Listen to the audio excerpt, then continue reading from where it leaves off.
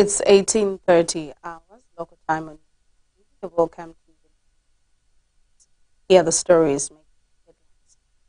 ZESCO announced commencement of load shedding to address power deficit. Activists says government fight against corruption a hope plot. Moreto calls on the GRZ to formulate policy to address accommodation challenges. Zamtel donates to UTH. And Simkonda reveals Mopani can improve the Copper Belt.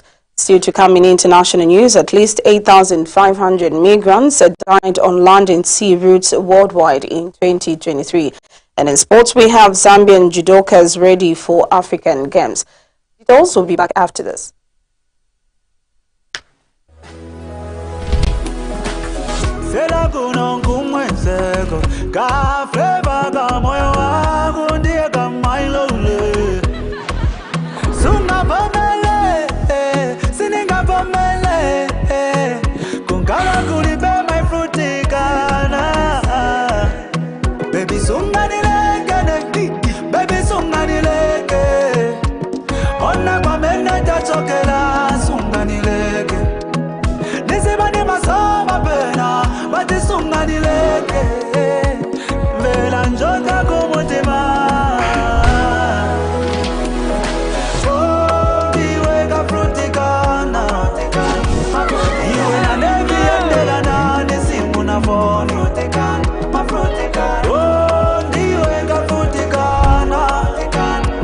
It was all in my head.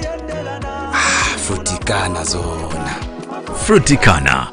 Feel the rhythm, taste the fun.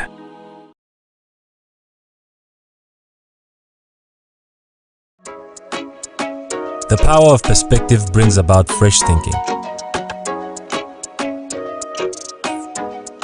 Your perspective will either become your prison or your passport. So it's not what you look at that matters, but how you see it. Always look with fresh eyes. Vatra. Hydrate. Celebrate. With the news in detail, my name is Chulufia. President Hakainde Hichilema is tomorrow expected to grace the International Women's Day celebrations in Livingstone. And all is set for the event, and the women are ready to celebrate their day and looking forward to hear what the government has in store for them in terms of women empowerment. Women from government departments, civil society organizations, church and other groupings all gathered today at Villa Grounds for the final preparations. Speaking in an interview with Zanisa Krista Akende from the New Apostolic Church, said she expects to hear more on women empowerment programs from the presidential address. Christine Mwemba, deputy head teacher of Herman Maina School, noted that the International Women's Day is a special day that women cherish and also showcases what they are capable of doing. Mrs. Mwemba said that women empowerment programs should be enhanced countrywide to enable them become more financially independent. And governance activist Brebna Changala has alleged that government made people to brim with hope and expectations about its authority by pledging a full-scale war against corruption. Mr. Changala notes that there are corrupt cases in the UPND administration that are being swept under the carpet and are never discussed. Highlighting some of the cases, Mr. Changala reveals that the Alpha commodity fertilizer, which was single-sourced, explains that the Ministry of Agriculture is corrupt as the Auditor General was penalized and lost his job. He explains that on the 3rd of March 2024, Auditor General Dickson Chembe clocked 1 year after the arrest but has never been taken to court. Mr. Changala says that such type of behavior from the UPND does not align with the promise they made on restoring the rule of law in the country. He further adds that 2 years of the UPND ruling the country, the tenets of democracy have been undermined and corruption has been at its highest in the country. Fight against corruption in this country is back to sub-zero. The UPND came to power on the backbone of change. The UPND came to power on the backbone of the restoration of the rule of law. These were cardinal pronouncement by the New Dawn administration. The New Dawn administration, especially its leadership, accused the Patriotic Front of grand corruption unseen in the generation of our country. And everybody believed, because there was that perception. 2.5 years down the line, with all the political rhetoric on the fight against corruption, the president has said it many times that there will be no sacred cows. Everybody, past, present, and the future, will be made to account if they engage in the corruption. And the entire nation celebrated. Especially in the few months of their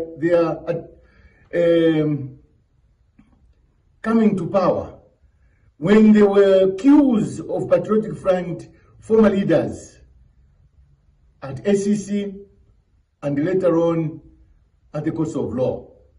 We thought this time around we have got it.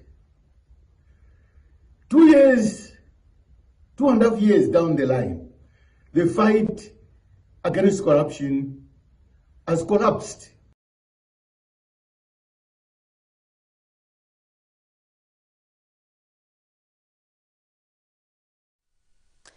ZESCO Limited has announced the implementation of planned load shedding measures effective Monday, 11th March 2024 as one of the mitigation measures to address the power deficit. ZESCO Managing Director Engineer Victor Benjamin Mapani explains that this decision comes after careful consideration of the current national energy situation, which shows a serious power deficit caused by low water levels in the main storage reservoirs of the Zambezi and Kafue River basins.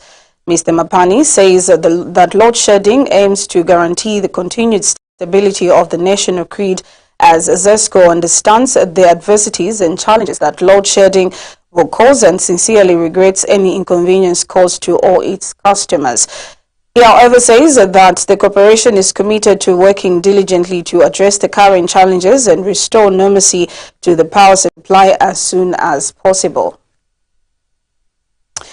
Zambia Worker Party President Howard Kunda has accused government of taking advantage of the dry spells to try and increase electricity tariffs. Mr. Kunda says if ZESCO goes ahead to increase the tariffs amid load shedding, it will be a sign that the droughts were just an excuse to increase. He wonders why power utility companies would want to increase the tariffs when at the same time it has announced that the country should anticipate load shedding. He says that President Hakainde Hichilema is on record criticizing the previous government regarding the electricity tariffs and promised to sort out these issues, but he has swallowed his words. Mr. Kunda alleges that the New Dawn government has never been consistent, adding that it promises one thing and does the other. He also accused the New Dawn government officials of enriching themselves than providing a service for the poor people of Zambia.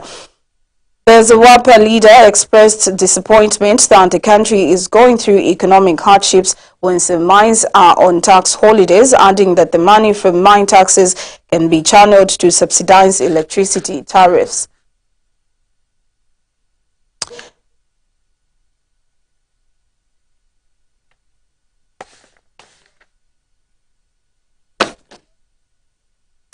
And the Movement for Restoration of Teachers' Affairs in Zambia, MORETA, has called on government through the Ministry of Education to put into place policies that will address the accommodation challenges that are currently being faced by teachers.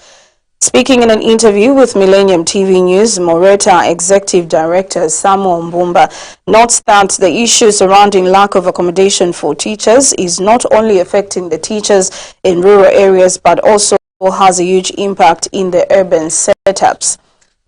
Dr. Mbumba adds that this has pushed teachers to start renting houses in urban setups, which is quite costly compared to the low salaries that teachers across the country are subjected to on a monthly basis. He also highlights that there is need for the Ministry of Education to properly record individuals that are benefiting from rural hardship allowances to get rid of rumors that some teachers are not getting their allowances when in fact not true. Dr. Mbumba explains that most teachers who are transferred from rural to urban schools have got a tendency of not leaving behind a permic identity, which deprives new occupants of their position from getting rural hardship allowances. Even in town, there's no accommodation. It's a trend everywhere. It's not just in the rural, even in town, except that in town, because there are so many private people, okay, who have created facilities. That's why you find like, as if there's accommodation. That is, in the village, there are very few. Most of them, they just build for themselves. But in town, you find people are building even for rent. But in village, they don't build for rent, and that's just the difference. But otherwise, accommodation is not just like maybe town has and rural doesn't have. So allowances are being given, except that there's no proper record. There's no proper record. You find sometimes because of this transfer, you find the person who has been transferred has gone with a permic ID for that school, and the person who's working there is not getting a rollership. The one who has gone to town is getting a rollership because he's still using that permic ID.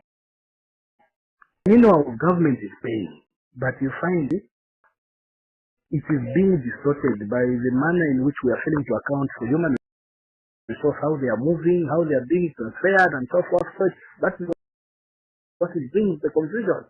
Otherwise, those allowances are being paid.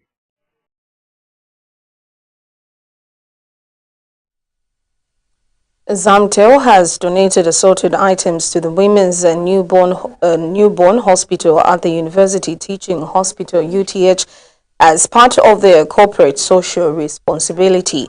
Speaking during the donation, Zamtel Chief Commercial Officer James Chona says the donation is a demonstration that the company will play their role in ensuring that quality healthcare is delivered to mothers and newborn babies. Mr. Chona explains that Zamtel started working with the hospital in 2017 when they adopted the ward, and the donation stands as a testament of their commitment. He says Zamtel, through the support they offer to the hospital, aims to contribute to an environment where mothers can receive the highest quality of care during one of the most important moments of their lives. Mr. Chona has therefore called on other corporate entities to emulate Zamtel and adopt other ones at the hospital that need support. And hospital senior medical superintendent Dr. Mukatimui Munalula says that the relationship between Zamtel and WNH has always been beneficial to the hospital.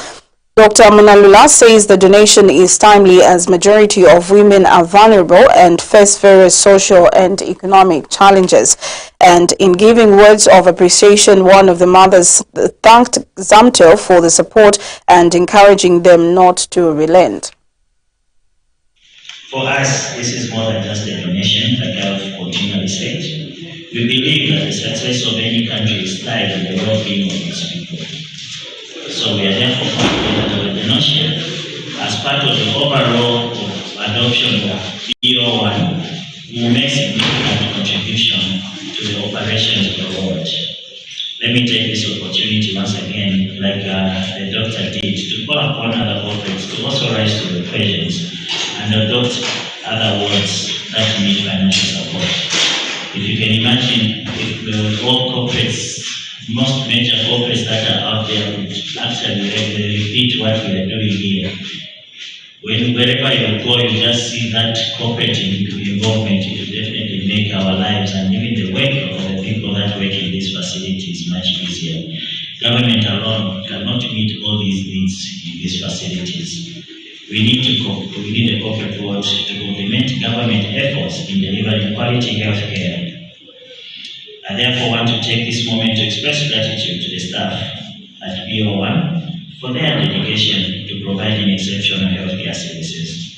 We believe that together we make significant difference in the lives of countless families that will benefit from the improved facilities that we are giving in these wards. Our support towards BO1 is not just an event. Like I said, it's a process, and we are here just to make that commitment engraved in the lives of Zambians as we announce this commitment. Therefore, Zamtel will continue to show up for our mothers and newborns in more ways than one. We will not waver in our commitment to this world, to this world. You can count on our support now and in our foreseeable situation. So we're very happy with partner organizations like Zamtel coming to help carry the load that we have looking after these women and making them more comfortable. Distinguished invited guests, you may wish to know that Zamtel officially adopted BO1 as far back as 2019, and at the time, structural and soft renovations were done to the hospital, so like the walls in the one were painted, the roof and the ceiling were repaired. You know, we had blankets and bed sheets and TV sets that were bought for patients and other things for the nurses to use. So today, the rekindling of this relationship between Women and Newborn Hospital and Zamtel is of great benefit to us and to our patients. Today's donation will be made specifically for the patients and our staff in BO1. This donation is timely, as the majority of the women that we admit there are vulnerable and they face various social and economic challenges. Being admitted in a hospital, I think for those of us that have been, it can be quite distressing. So donations such as what we get make it. World Vision Zambia has handed over 2 ablution blocks at Ntipo Secondary School in Kapililonga Health Post. And speaking during the official handover, District Commissioner Jairo Simbe expressed his gratitude to World Vision for supplementing government's efforts in the area of sanitation development. Mr. Simbe emphasized the importance of these facilities, stating that the ablution block will greatly benefit community members and school-going children in the area. And World Vision Zambia Manager Representative Bryant Dina states that the organization will continue supplementing government's efforts to uplift the lives of the people. Mr. Dina emphasized the organization's desire to ensure the newly constructed infrastructures address the challenges in the education and health sectors, particularly benefiting school children and alleviating issues faced by the local community. Meanwhile, Senior Chief Kafwimbi has commended World Vision Zambia for their contribution to the construction of the ablution block at Ntipo Secondary School and Kapililonga Health Post. The Chief's representative, Gilbert Sinkala, highlighted the long-term impact these projects will have on the school and learners, especially emphasizing the benefits for the girl child and women in the community. Mining expert Edward Simukonda says Mopani copper mines will bring about improvement on the copper belt once the Mopani copper mine is revamped. Speaking in an interview with Millennium TV News, mining expert Edward Simukonda says the revamp MCM, Mr. Simkonda says the revamped MCM will improve on business with the people that are supplying on doing any other business with Mopani. Mr. Simkonda adds that the money that is expected to be pumped into the mine will bring a significant change to the entire copper belt. He says the percentage that Zambia is going to hold through ZCCMIH of 49% is a really good investment compared to the standard 20% that Zambia was receiving. He states that the 20% that Zambia was getting was very small and it wasn't encouraging to the people of the nation. He says that the 49% proposal by ZCCMIH is good and that the economy will benefit from the income that is going to be generated from the production that's going to be made from the operation at Mopani copper mines. When all has been said and done, we definitely will see a big improvement on the copper belt as a whole, and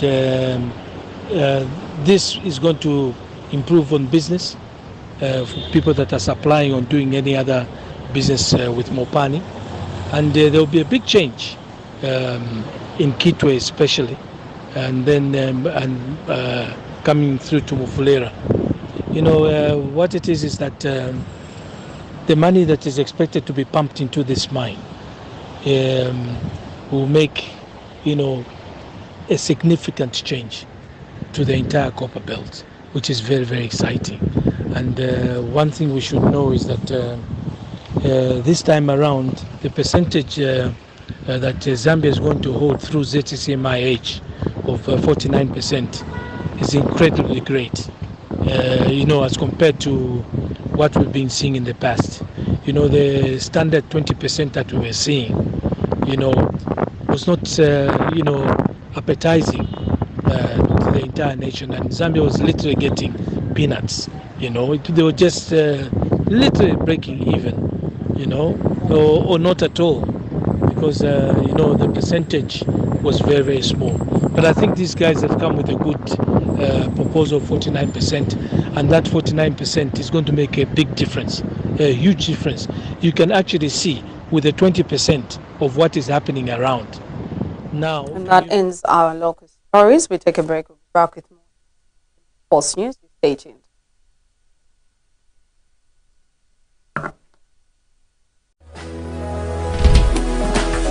Sela kunongu mwenzeko kafe baka moyo wangu ndiye kama ilole sungavomele siningavomele kungala kulibe my frutikana baby sunganileke baby sunganileke ona kwa mena tachokela sunganileke nisibani masoma pena bati sunganileke vela njota kumutima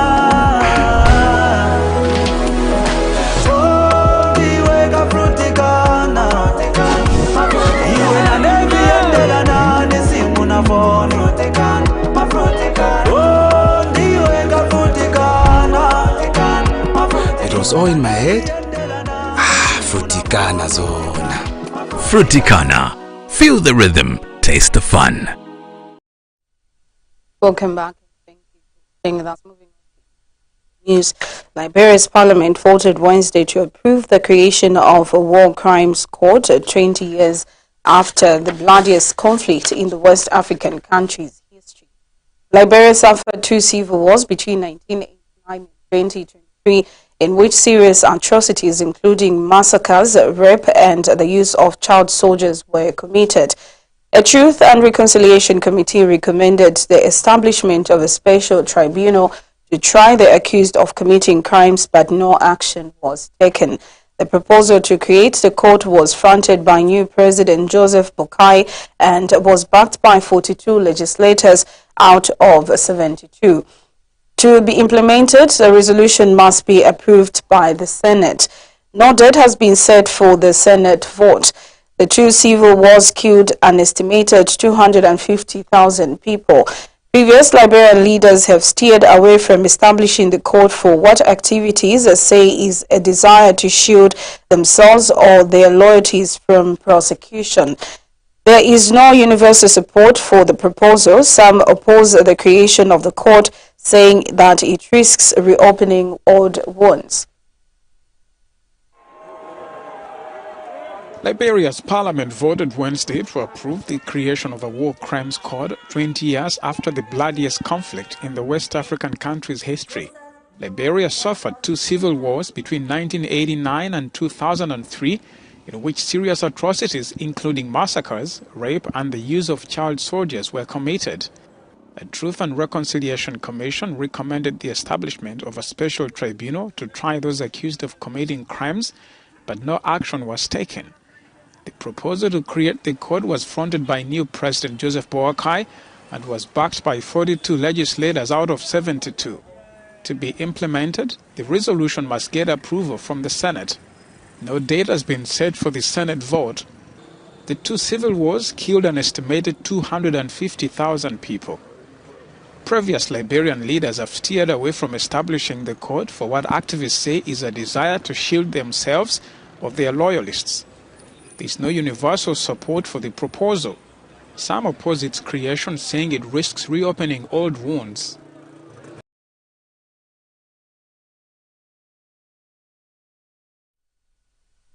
At least 8,565 migrants died on land and sea routes worldwide last year, the highest number since the UN Migration Agency began counting deaths a decade ago.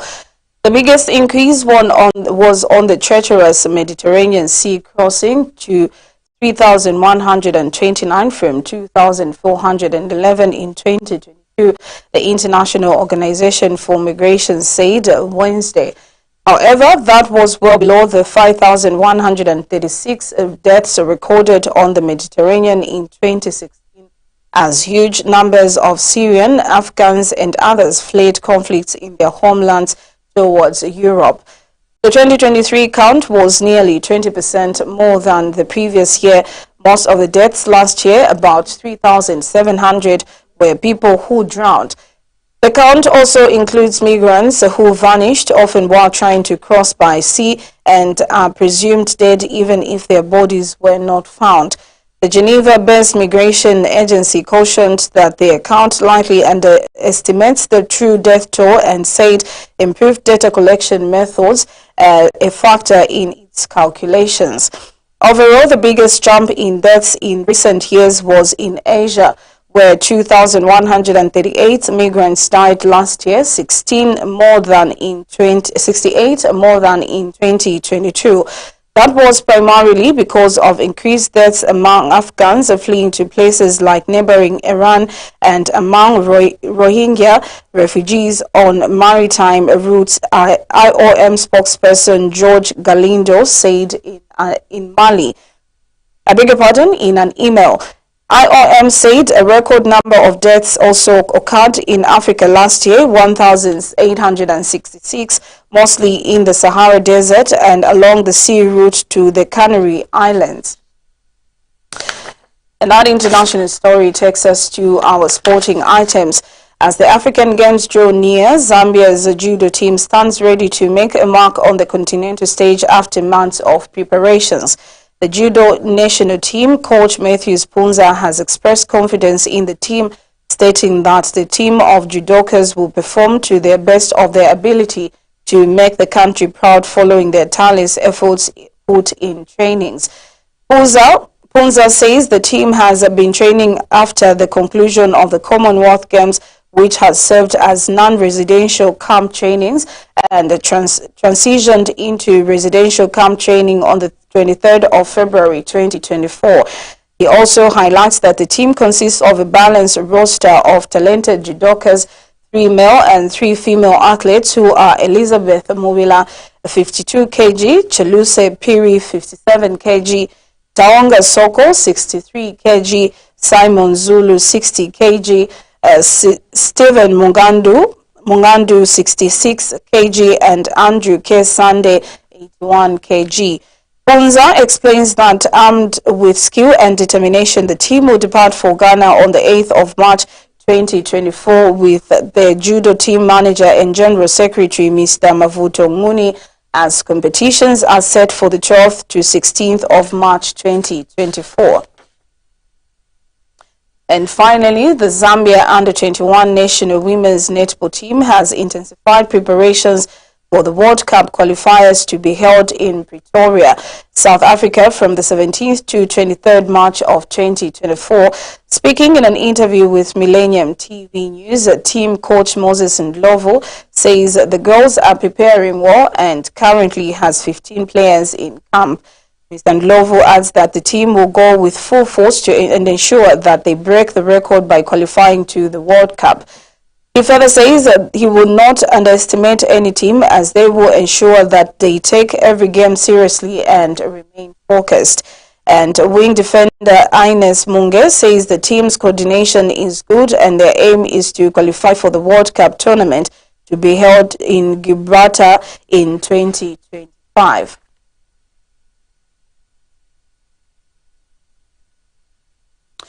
And that sporting item ends our news. But before we go, we take a look at stories making headlines. ZESCO announced commencement of load shedding to address power deficit. Activist says government's fight against corruption a hope plot. Moreta calls on the GRZ to formulate policies to address accommodation challenges. And Zamtel donates to UTH. And Simokonda reveals Mopani can improve the Copper Belt. In international news, at least 8,500 migrants died on land and sea routes worldwide in 2023. And in sports, Zambian judokas ready for African Games. This has been the Millennium TV. Thank you so much for staying with us on behalf of the entire news crew. It is a lovely evening. Do stay tuned to Millennium TV and good night.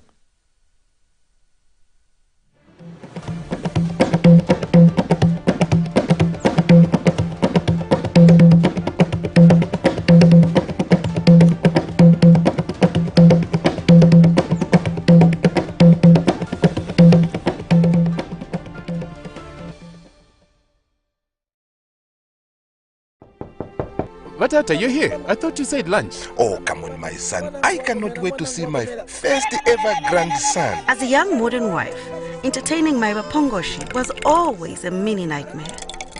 But today, I'll treat them to a special traditional secret. Tata, my sen. Oh, thank you very much, my daughter. Thank you very much.